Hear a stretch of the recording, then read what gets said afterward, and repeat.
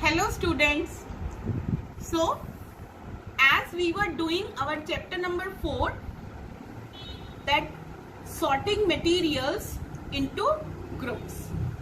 So that day we started, in that we discussed about the objects around us, कि हमारे आसपास जो भी ऑब्जेक्ट्स हैं हम उनको किस तरह से ग्रुप कर सकते हैं.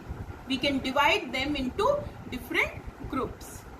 Okay, so of course now whatever objects are around us, if we have to make them, if we have to prepare them, we have to see the properties of materials out of which that very object is made up of. Okay, जो उस object के लिए proper material है हमें वही choose करना पड़ता है to make that very particular object. So today we have to discuss about the properties of materials. So what is there? In the properties of materials, we choose a material to make an object depending on its properties and the purpose for which object is to be used. Means कि हम कोई भी material किस हिसाब से choose करते हैं. कोई भी मटेरियल, कोई ऑब्जेक्ट हमने अगर बनाना है, सो सबसे पहले हम उसकी प्रॉपर्टीज ऑब्वियसली देखेंगे and then for the purpose हमने वो किस काम के लिए बनाना है.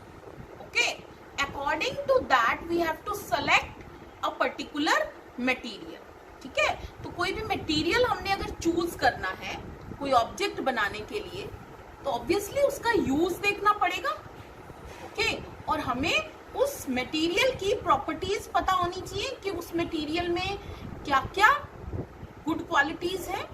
ओके, क्या उसकी क्वालिटीज है, गुड और bad both we should know.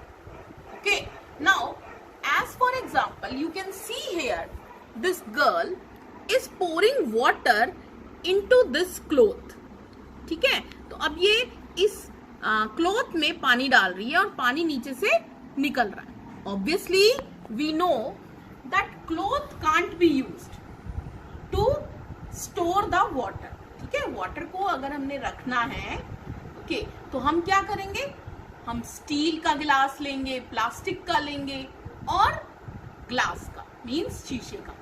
Okay, so that type of glass we will be using, or if we have to make bottles or tumblers in which whatever liquid material is stored. okay, तो कोई भी liquid store करके रखना है तो obviously हमें क्या करना पड़ेगा, या तो प्लास्टिक या फिर हमें जो है वो स्टील का या glass. okay, so that type of material can be used. okay, as you see your bottles, water bottles, they are generally made up of steel or plastic. okay, so that type of material should be used. Now for making the objects we should know about the properties of materials, that out of which material we can make a particular object. okay, so different properties we have to discuss in this chapter. First property that we have to discuss is its appearance. okay, appearance is that a particular material is lustrous or non-lustrous. Now what is the meaning of lustrous? That the materials which have shine are called as lustrous. For example, iron, copper, aluminium. okay, so these are the examples of lustrous materials. क्या मतलब है इसका? That lustrous means those materials which have shine. okay, जिनकी shine होती है. okay, तो उन materials को हम क्या बोलते हैं? That they are lustrous. कौन कौन से example है इसके? You see here, this is an iron nail. Iron nail here. okay, and then copper and then aluminium. okay, so these are the examples of lustrous materials. lustrous means इनमें shine होती है. Okay तो ये आप copper का glass देख रहे हो. Okay so much shine is there.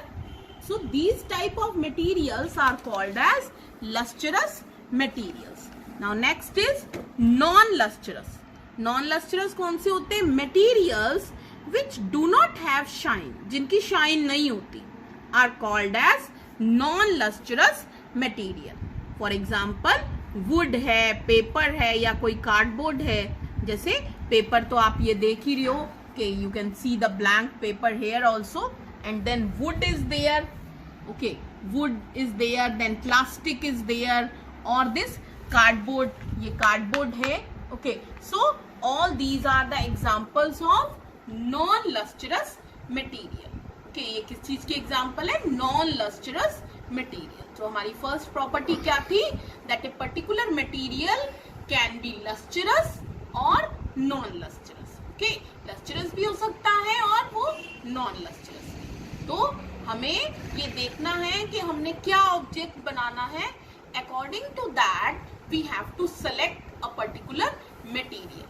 Okay, now our next property that we have to discuss is hardness.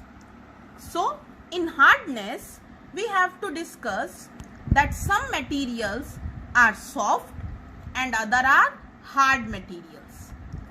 Materials which can be compressed or scratched easily are called as soft material. वो material जो कि compress भी किए जा सकते हैं और scratch भी कर सकते हैं easily, they are called as soft material.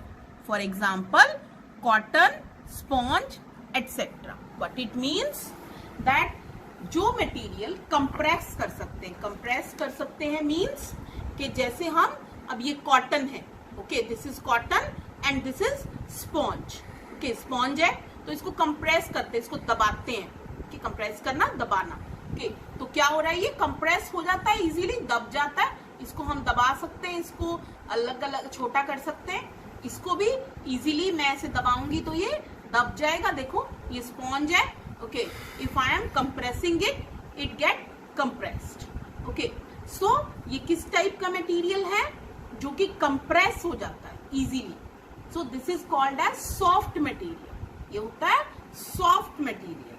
Okay, और स्क्रैच भी कर सकते हैं. ऐसे इसको स्क्रैच करेंगे तो क्या होगा? इजीली ये स्क्रैच हो जाएगा. देखो ये स्क्रैच हो गया तो इसमें से ये निकलने लग गया इसका. Okay, so it can be scratch. इसको scratch कर सकते हैं बहुत easily. So this type of material is called as soft material. Now, in comparison to this, next is hard material. Hard materials, materials which are difficult to compress. ठीक है, जिनको हम compress नहीं कर सकते, are called as hard material. जैसे iron है, copper है. Okay, so these are the examples of hard materials. As for example, you can see अब ये कॉपर है. अब मैं इसको कंप्रेस करूंगी, दबाऊंगी तो ये दबेगा थोड़ी. Okay, it is like this only. And this is iron nail. Okay, iron nail को भी अगर मैं कंप्रेस करूंगी अपने हैंड से तो ये नहीं कंप्रेस हो सकता. Okay, so easily कंप्रेस नहीं हो सकता. We have used word easily, which can't be compressed easily. Okay, if we will be compressing it with the help of any machine which has so much of power, okay, जिसकी बहुत ज्यादा force के साथ, वो power के साथ इसको compress करेगा तो ऑब्वियसली हो जाएगा. But easily with our hands it can't be compressed. Okay, so this type of material is called as hard material. Okay, so that was there two properties we had to discuss today. So next properties we will be discussing in our next video. Thank you.